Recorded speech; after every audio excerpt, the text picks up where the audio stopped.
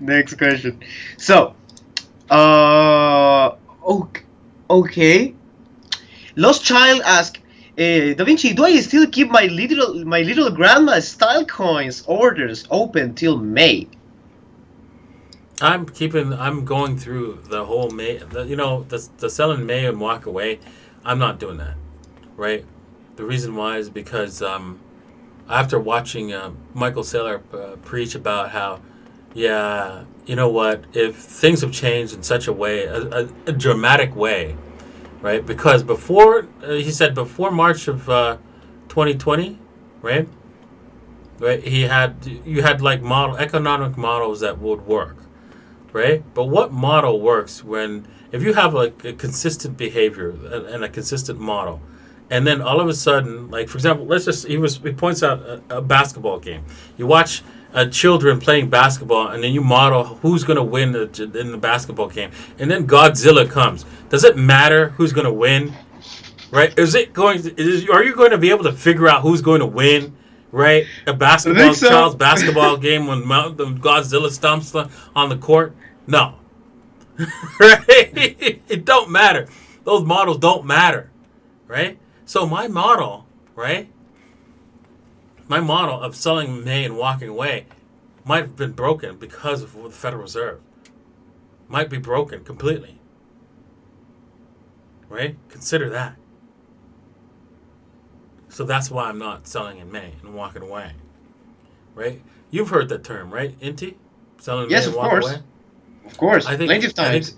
yeah, I think that model is completely broken because of all central banks. I think it could be, seasonality doesn't always repeat. No, it It's doesn't. doesn't always repeat. We know that, like, past performance is not indicative of future results, right? But they do give you like the edge, right? It should happen like this way, so that gives me an idea of how could I react. If that doesn't work anymore, right? It's not like you are going to press the sell button just because, oh, 1st of May, time to sell. No, you don't do that. You're monitoring that. You just use it as an additional, like, let's say, indicator. Like, this should happen. Oh, it didn't happen. What's going on, right?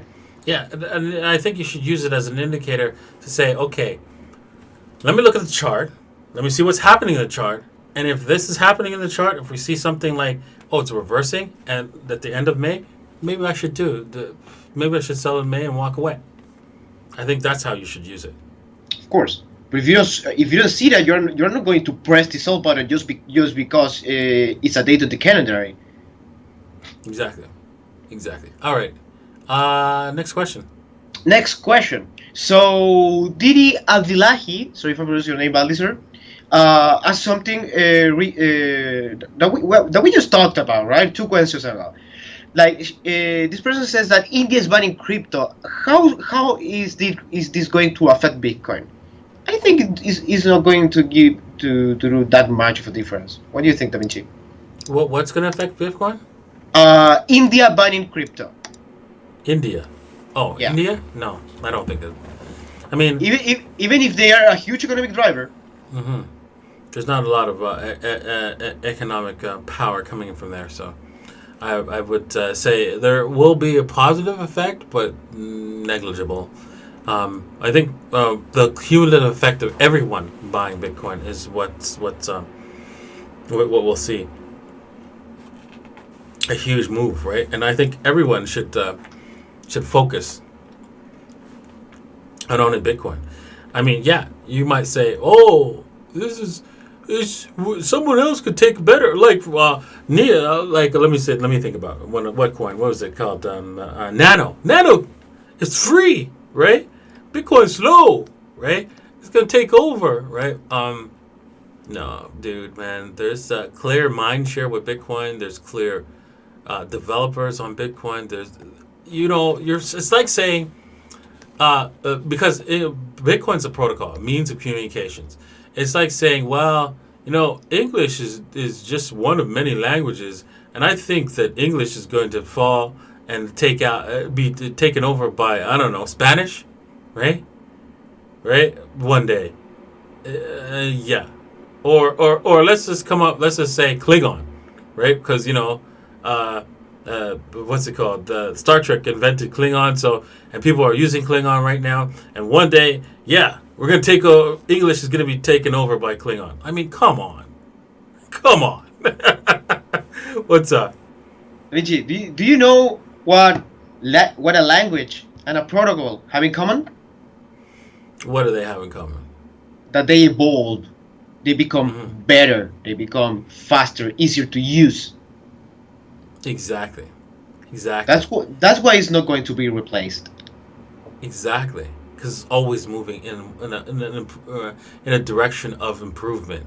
So, how do you say that Bitcoin is going to get is going to be replaced by some magic coin that you create, right, or somebody else has created, and it's so far behind in what's it called, in innovation, right, and doesn't have the number of developers behind it, and doesn't have what's it called, all the what's it called, industry players, like for example Michael Saylor, Elon Musk, all behind it. Yet you think that's going to take over? Right. I don't think so.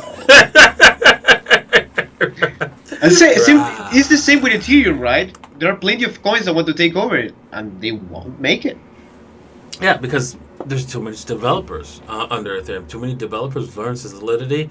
Too many developers have learned about all the different what's it called, smart contracts that are out there, and they're using the smart contracts in their smart contract, right, to have to help improve their application and ensure the resiliency of their application. It's ridiculous, right? You want to come up with a new software, new system and program against it. You don't know what your risks are. You don't know, the developers don't know how they could break it. So we could create another DAO kind of fiasco on ADA. Yeah, okay, come on, man, right? That has to happen on Cardano. There has to be some sort of like, I'm build this application. It gets somebody robs, or there's a hole in my application, and it gets everybody gets wiped out. Oh, we know not to do that again. All that has to happen, right? Through all those different, through Tron, through Cardano, through Tezos, all those other coins, right? They have to go through that. Even Bitcoin, even Binance, BSC, right? And yeah, it's going to take time, and they're so far behind that. Whilst Ethereum has already gone through all the hell and back, right? And the developers know what they're doing now. So, well, most of them do, at least.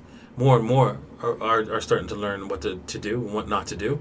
So, yeah, a lot faster than that's what's happening on all the other platforms. So, it's clear that the clear winner is Ethereum, and it's not sitting still.